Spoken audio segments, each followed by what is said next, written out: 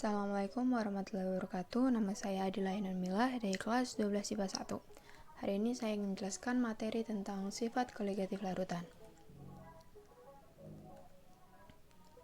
Sifat koligatif adalah sifat-sifat larutan yang tidak bergantung pada jenis zat terlarut tetapi hanya pada konsentrasi partikel terlarutnya. Sehingga karena dia hanya bergantung pada konsentrasi partikel terlarutnya, sehingga sifat koligatif larutan elektrolit akan berbeda dengan sifat koligatif larutan non-elektrolit. Nah, sifat koligatif itu meliputi tekanan uap, penurunan titik beku, kenaikan titik didih, dan tekanan osmotik. Selanjutnya ada kemolalan. Nah, kemolalan atau molalitas menyatakan jumlah mol zat larut dalam 1 kg pelarut. 1 kg ini 1000 gram. Nah, ini rumusnya adalah M sama dengan N per P. Dengan M itu kemolalan larutan, N jumlah mol zat larut, P massa pelarut dalam bentuk kilogram. Ada juga M sama dengan N kali 1000 per P. Nah, 1000 ini dari 1 kg digramkan. Selanjutnya ada fraksi mol. Fraksi mol menyatakan perbandingan jumlah mol zat larut atau pelarut terhadap jumlah mol larutan. Jika jumlah mol zat pelarut adalah Na dan jumlah mol pelarut adalah Nb, maka fraksi mol pelarut dan larut adalah X. Ini ya, rumusnya ini. Jadi kita memakai rumus ini ketika mol zat pelarut sama mol zat terlarutnya itu beda. Kecuali jika mol pelarut dengan zat larutnya adalah 1, baru kita memakai rumus yang ini. Nah, ini ada contohnya. Contohnya itu hitunglah fraksi mol urea dalam larutan urea 20%. MR ureanya ini dari KT sama dengan 60. Nah, gimana penyelesaiannya? Dalam 100 gram larutan urea, 20% terdapat 20 gram urea dan 80 gram air. Nah, kita dapat 80 gram airnya itu dengan 100 gram dikurang 20 gram sama dengan 80 gram air. Pertama kita hitung dulu jumlah molnya, mol air, mol urea, baru kita hitung fraksi ureanya. Mol air kita dapat 4,44 dari 80 gram per 18 gram mol min 1. Sedangkan mol urea 20 gram per 60 gram mol min 1 sama dengan 0,33 mol. Nah, baru di sini kita gunain rumus fraksinya. Fraksi urea sama dengan XP sama dengan 0,33 mol dari mol urea per 4,44 ditambah 0,33 mol sama dengan 0,069. Ini hasilnya. Tekanan uap jenuh. Tekanan ini ditimbulkan oleh uap jenuh suatu zat. Nah, ini contohnya. Nah, ini keadaan awal. Nah, sedangkan ini keadaan setimbangnya. Jadi banyak tekanannya kan. Nih. Ini pertama yang turun cuma 1 panahnya nih.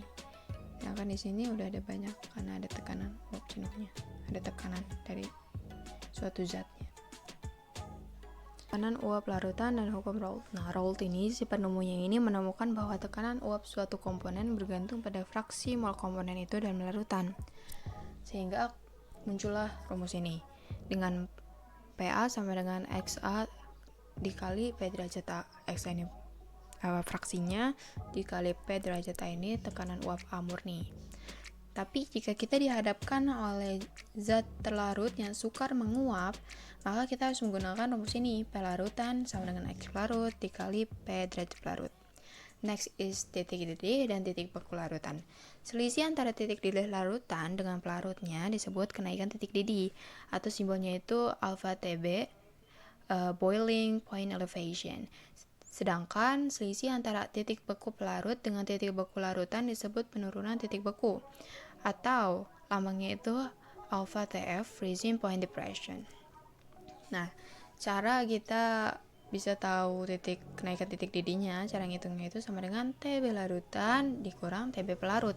Sedangkan untuk penurunan titik beku, TF pelarutan dikurang TF larutan. Pelarut dikurang TF larutan. Next is osmosis. Osmosis adalah perembesan. Jadi perembesan molekul dari pelarut ke dalam larutan atau dari larutan lebih encer ke lebih pekat melalui selaput semi permeable. Nah, contohnya itu kayak ini selaputnya, sedangkan ini kayak molekulnya. Nah, ini kayak perembesan gitu ke pelarut, dari pelarut ke dalam larutan.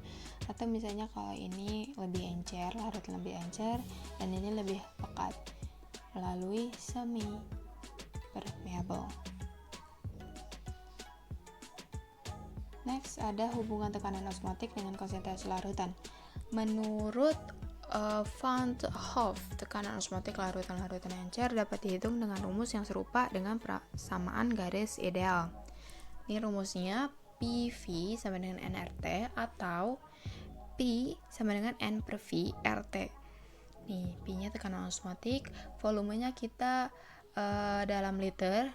Nah, suhunya kita menggunakan suhu Kelvin. Dengan N per V menyatakan kemolaran larutan, maka muncullah rumus ini, P sama dengan mRT. Penggunaan sifat koligatif larutan. Nah, next itu sifat koligatif larutan ini dalam kehidupan sehari-hari atau ilmu pengetahuan atau industri. Satu, membuat campuran pendingin, cairan anti beku, pencairan salju di jalan raya, menentukan massa molekul relatif, membuat cairan infus, desalinasi air laut atau osmosis balik. Nah, cairan infus ini biasanya untuk medis ya. Sedangkan pencairan salju di jalan raya ini biasanya kalau misalnya negara kayak Eropa atau Amerika atau mungkin Asia Timur. Nah, biasanya pencairan salju di jalan raya di negara-negara musim dingin ini, musim salju ini menggunakan garam. Jadi, hal itu dapat terjadi itu karena adanya sifat koligatif larutan yang menyebabkan turunnya titik cair, sehingga salju yang ditaburi garam itu lebih mudah mencair. Sifat koligatif turunnya titik cair terjadi akibat tarikatnya partikel pelarut oleh partikel zat pelarut, sehingga mencegah partikel-partikel air itu menyatu dan membeku gitu. Jadi kayak kepisah dan akhirnya itu cair gitu. Jadi nggak beku lagi gitu. Nah, sekian dari saya, semoga bermanfaat. Wassalamualaikum warahmatullahi wabarakatuh.